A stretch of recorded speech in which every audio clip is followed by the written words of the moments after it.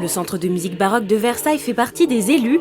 La Fondation Bettencourt-Schuller a sorti le 25 février dernier un album Viva 30 ans d'art choral qui célèbre 30 ans d'engagement pour le chant choral. Elle a sélectionné pour cela 19 extraits d'enregistrements réalisés par des chœurs qui ont tous reçu le prix Liliane Bettencourt pour le chant choral.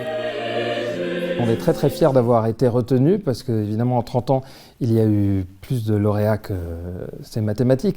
Que 19, c'est une reconnaissance déjà d'avoir reçu ce prix en 1997 et une nouvelle reconnaissance pour le travail de mon prédécesseur, pour le travail du Centre de musique baroque qui œuvre beaucoup pour le chant choral en France.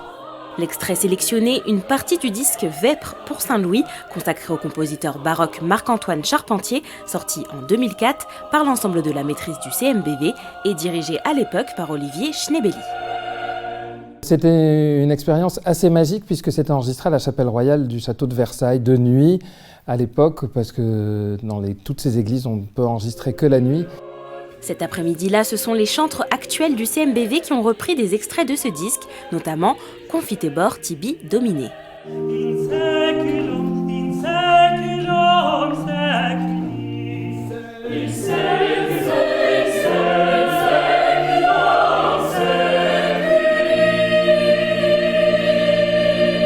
La musique baroque reste un genre musical indissociable de l'art choral.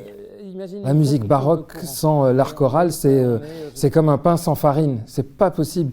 La musique chorale, vous en avez dans la musique sacrée, il y a toujours des chœurs, très souvent des chœurs, et à l'opéra aussi. Dans les tragédies, dans tout ce qui était représenté sur la scène de l'opéra, il y avait des chœurs. Et l'art choral, les chœurs font vraiment partie de la musique baroque, c'est un des indices de cette musique-là.